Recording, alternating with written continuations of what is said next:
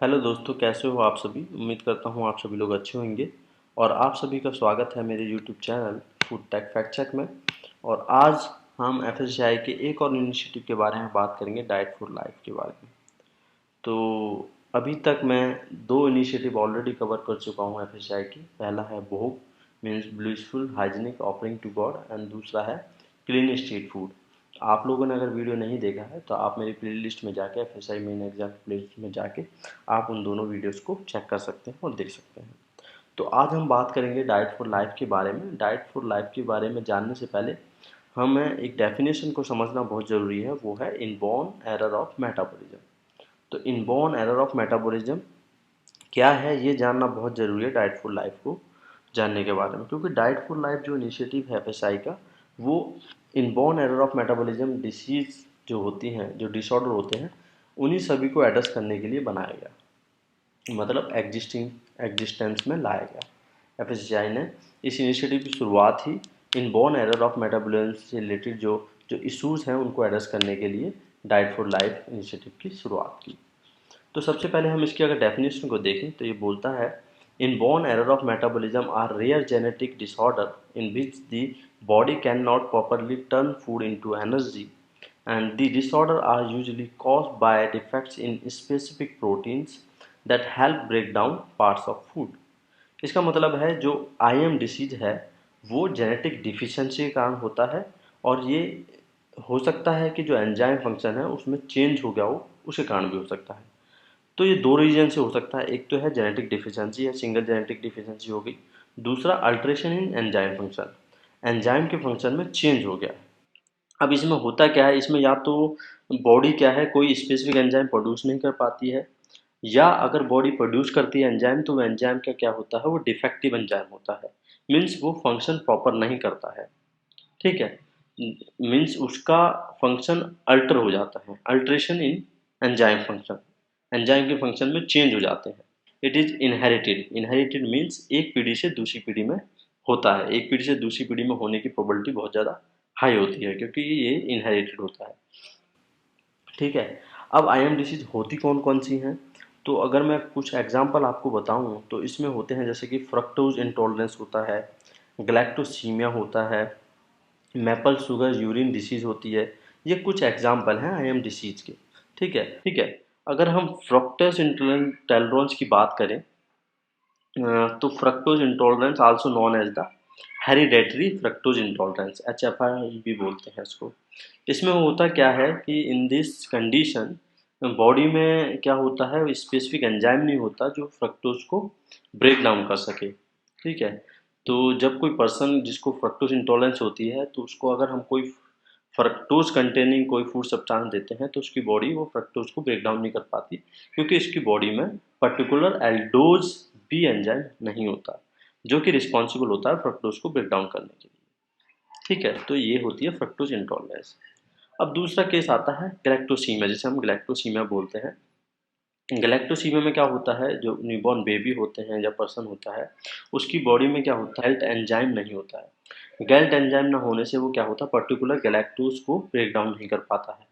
ठीक है, या कह सकते हैं जो बच्चे होते हैं वो मिल्क को ब्रेक डाउन नहीं कर पाते हैं या मिल्क को डाइजेस्ट नहीं कर पाते हैं, क्योंकि जो मिल्क होता है, जो मिल्क में शुगर होती है लैक्टोज, वो दो पर्टिकुलर कंपोनेंट से बनी होती है, ग्लूकोज से और गैलेक्टोज से। तो जब वो गैलेक्टोज को ब्रेक डाउन नहीं कर पाएगा तो डेफिनेटली वो मिल्क शुगर को भी ब्रेक डाउन नहीं कर पाएगा। तो इसमें इस केस में होता क्या है, as a result blood sugar जो है वो फॉल हो जाता है, और जो डेंजरस सब्सटेंस हैं वो लीवर में बिल्डअप होना स्टार्ट हो जाते हैं। क्योंकि जब खाना पचेगा ही नहीं, डाइजेस्ट नहीं होगा, तो क्या हो, बॉडी में अक्यूमुलेट होना स्टार्ट हो जाएगा। अब इस कंडीशन में होता क्या है, अगर वो अक्यूमुलेट होना स्टार्ट हो जाएगा तो उससे क्या होगा, मे भी हो सकता है उसकी डेथ हो जाए। अगर लंबे टाइम तक हमें नहीं पता है कि उस बच्चे को फ्रक्टोज इंटॉलरेंस है, और हम उसको क्या है फ्रक्टोज से रिलेटेड फूड देते जा रहे हैं, तो उस केस में होगा क्या कि बॉडी में डिपॉजिट होता रहेगा, लीवर में डिपॉजिट होता रहेगा। तो उससे होगा क्या, एक टाइम पे आके क्या होगा, उससे वेरियस तरह के प्रॉब्लम्स होती हैं, जैसे कि किडनी फेलियर हो सकता है, कैटरेक्ट्स हो सकता है, लीवर अनलाटमेंट हो जाती है, ब्रेन डैमेज हो सकता है, इवन सब कंडीशन में डेथ भी होती है। तो इन सभी इश्यूज को एड्रेस करने के लिए एफएसएसएआई ने क्या किया कि डाइट फॉर लाइफ इनिशिएटिव की शुरुआत की। अगर हम इंडिया में अगर आंकड़ों की बात करें तो लगभग 22 बच्चे 1000 पॉपुलेशन पे ईयरली पैदा होते हैं। और दिल्ली में ही खाली बात करें तो डेली के डेली करीब 900 बच्चे रोज जन्म लेते हैं, जिनमें से करीब न करीब 1 या 2 बच्चे आईएम डिसीज के शिकार होते हैं। मतलब उनको inborn error of metabolism disorder होता है या डिसीज होती है। तो ये तो खाली थी दिल्ली की बात। अगर हम पूरी इंडिया की बात करें, क्योंकि हमारी पॉपुलेशन इतनी ज़्यादा है, तो इतनी ज़्यादा पॉपुलेशन में हो सकता है आई एम डिसीज पेशेंट भी ज़्यादा हों, आई एम डिसीज डिसऑर्डर जिनको बच्चे हों वो भी ज़्यादा हों, हो सकता है।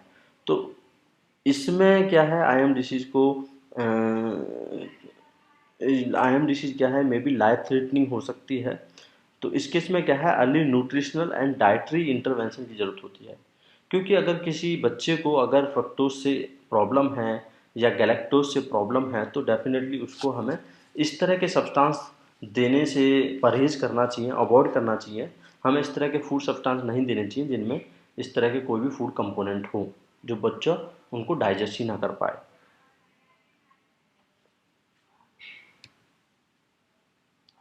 तो इन सभी की सीरियसनेस को देखते हुए इस डिसीज़ की सीरियसनेस को देखते हुए एफएसआई ने डाइट फॉर लाइफ प्रोग्राम की शुरुआत की।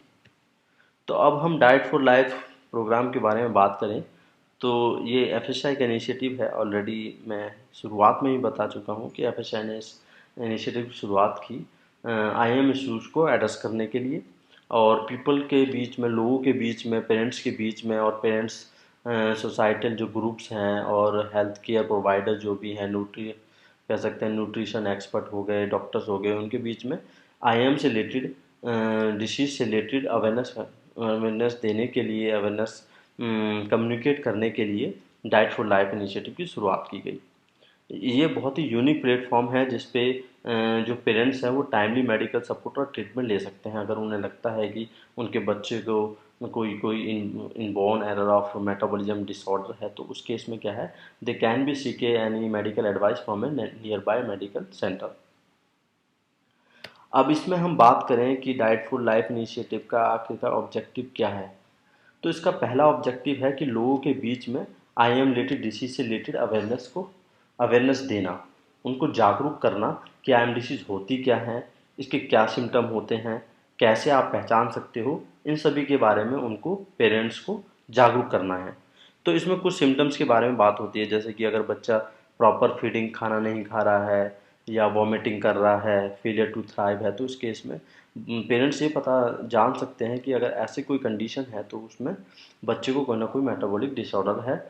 तो उस कंडीशन में फिर क्या होगा कि जब जब पेरेंट्स को अर्ली अर्ली टाइम में पता चल जाएगा, जल्दी पहले ही पता चल जाएगा, तो उस केस में वो उसके लिए स्पेशल फूड्स ही उसको प्रोवाइड करेंगे खाने के लिए, ताकि उससे उसको कोई आगे प्रॉब्लम ना हो। क्योंकि अगर रेगुलर टाइप का फूड देंगे तो डेफिनेटली अगर कोई उसको इंटॉलरेंस है या कोई डिसऑर्डर है पर्टिकुलर फूड कंपोनेंट से, तो डेफिनेटली बच्चों को आगे प्रॉब्लम हो सकती है। दूसरा इसका मेन ऑब्जेक्टिव है, जो जो डॉक्टर्स हैं और हेल्थ केयर प्रोफेशनल हैं उनको ट्रेनिंग प्रोवाइड करना है आईएम के ऊपर, ताकि आईएम के केस में वो कैसे मैनेज करें आईएम कंडीशन को, किस तरह का फूड देना है एक आईएम पेशेंट को, एक आईएम डिसऑर्डर्स अगर किसी बेबी को है तो उसको किस तरह के फूड्स देने हैं, कैसे फूड्स की अवेलेबिलिटी है, उन सबसे रिलेटेड जो मेडिकल प्रोफेशनल है उनको ट्रेनिंग देना है। तीसरा इसका ऑब्जेक्टिव है डेवलपमेंट ऑफ आईएम मटेरियल, मतलब आईएम से रिलेटेड ज़्यादा से ज़्यादा रिसोर्सेज को डेवलप करना है, मेटेरियल को तैयार करना है। चौथा है making special dietary products easily available for various IM condition. अब क्या होता है, आईएम कंडीशन से रिलेटेड अगर सपोज बच्चे को फ्रक्टोज से एलर्जी है या गैलेक्टोज से कोई प्रॉब्लम है, गैलेक्टोज को डाइजेस्ट नहीं कर सकता है, फ्रक्टोज को डाइजेस्ट नहीं कर सकता है, तो उस कंडीशन के लिए क्या है, स्पेशल फूड्स बनाए गए हैं जो कि एफएसआई ने नोटिफाइड भी किए हैं। उनको हम बोलते हैं food for special medical purposes. तो इस food for special medical purposes क्या है, वो इंडिया में तो मैन्युफैक्चर नहीं होते हैं, अभी तो इंडिया में मैन्युफैक्चरिंग होते हैं। डेफिनेटली बिग ब्रांड्स जो बिग प्लेयर हैं इंटरनेशनल लेवल पे ग्लोबल मैन्युफैक्चर हैं इस कंडीशन में। तो उन फूड्स को इंडिया में अवेलेबल कराने के लिए एफएसएसआई स्पेशल प्रोविज़न के थ्रू वैसे 15 कैटेगरी ऑफ आईएम डिसीज और डिसऑर्डर के लिए फूड्स को नोटिफाई किया गया है। तो उस केस में क्या है, आईएम की मेन जिम्मेदारी है डाइट फॉर लाइफ के अंडर कि वो सारे की सारी मेडिकल आईएम से रिलेटेड मेडिकल कंडीशन के लिए जो फूड है और डाइटरी सब्सटेंस है वो इजीली अवेलेबल हो इंडिया में। ठीक है, ये इसकी जिम्मेदारी है। फिफ्थ वन इसका ऑब्जेक्टिव है help medical and nutrition associated and societies to maintain national registry of IM patient.